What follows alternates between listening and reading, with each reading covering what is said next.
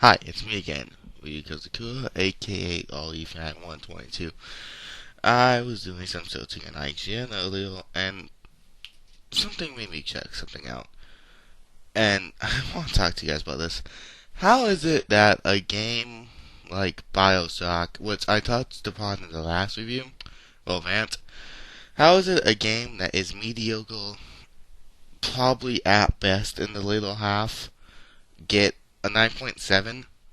While good games like Psychonauts and Indigo Prophecy and Metal Arms are glitch in the system don't get noticed, and even if they do get a high score, no one cares because they're always overshadowed by the other games that suck.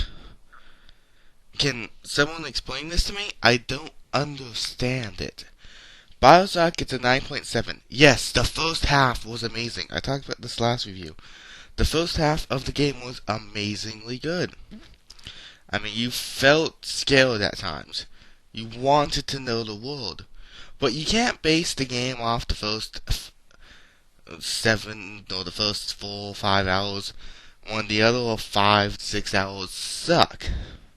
Yes, it is a great first impression. But a game needs to keep that first impression. If a game doesn't keep a first impression, it's like, okay, it was amazing. What happened to it? Halo 3 did the same thing. You see an amazing cutscene, you get into the game, you're ready. Then 2 levels later, you're like, hey, I played this when the Xbox first launched, but it has better graphics. Okay. What does that do? Nothing whatsoever. Another game for instance, COD 4. Again, touched upon the last review. But I'm kind of just giving a little mini review of each game. Yes, amazing graphics. You switched between teams. British and American. They each had their own levels. They each had their different guns, their different characters, their different plot points, their motives, everything. That was good. Then it started getting stale. I've noticed this about gaming recently. This is why next gen is also bad, because that's all it is. It's the same thing you've done over and over and over and over again. Psychonauts was a really imaginative game. Indigo Prophecy, yeah, it went Matrix at the end, but it was good. Metal Arms was an amazing game. Yeah, it was a third-person shooter, but it had a story. It had characters that will, I don't know, had intelligence that weren't just a blank slate for you to stare at. Like, hey, she's got big boobs. Or, hey, that guy looks good. No, not really. I thought a reason why they made characters was for them to, I don't know, have a personality, for you to care about them. That's why you played their story.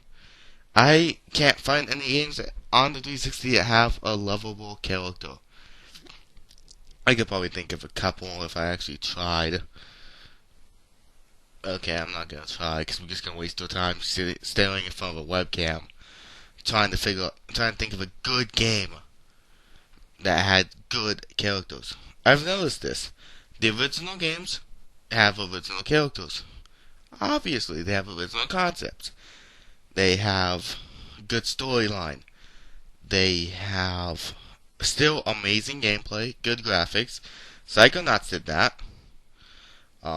Indigo Prophecy did that. Indigo Prophecy had amazing graphics. Probably some of the best on the PS2 at some point.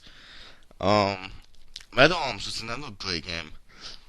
Yeah, the final boss was a little but still, it was a fun game. But what happened? No one decided to care about the originality. Like, oh, I could play a game I never played before. I could go buy Halo 2. I think that was the game that actually made Haven Call of the King fail. Because it came out around the time as a very popular game. I can't remember what it was, though. And it failed. It was original. It had a good story. It had variety. It had diversity. It had characters you loved. Can you say truly that you think Master Chief is an amazing character and he has great personality? In the books, I've read the books because I'm an idiot and I'm a nerd. Um, he has character. You kind of feel for Master Chief at times in the books, not so much in the games. Even Golden Freeman of Half-Life. Eh. Um, some of the supporting characters of Half-Life, the people who actually talked. Eh. And that's a PS2 game. Actually, yeah, PS2 and Xbox PC. Um, let's look at another amazingly overrated game. Its sequel just recently came out. Gears of War. I haven't played the second one because I stay away from anything that's stupid and overly masculine. Yeah. Okay.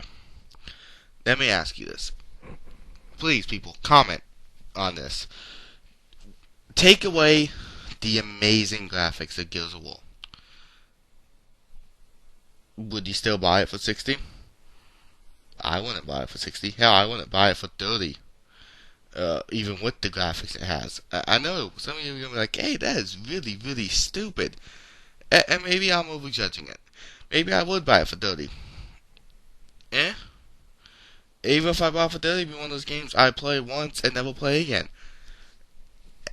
I also hate the people who do that. It's like, yeah, I'm going to spend $60 on this game and then never play it again. I can understand if it's an RPG. But if it's a first-person shooter nowadays, it takes 8 hours. Just rent the damn thing. Don't do it, please. Because even if you didn't like it, you're voting with your money. You're saying, hey, we want more mediocre games. We don't want originality. No, that's too much to ask. Seriously, folks, stay away from 360. Stay away from the generic first-person space marine. Oh my god, those alien games. Dead Space, Halo 3, Turok. Come on, people. Yeah.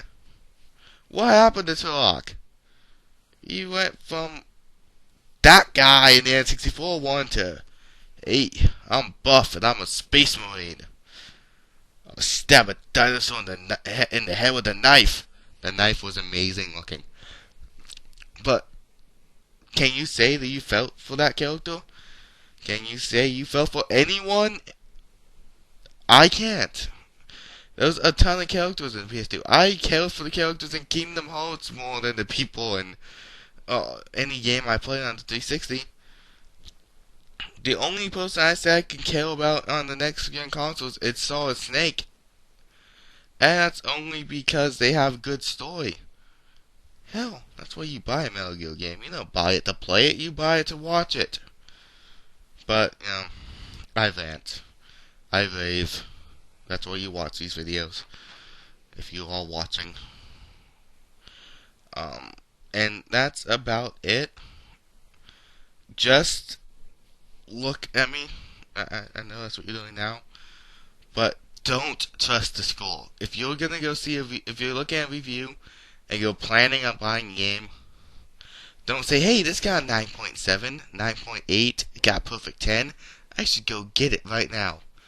Don't. Rent the game, see your own personal opinion.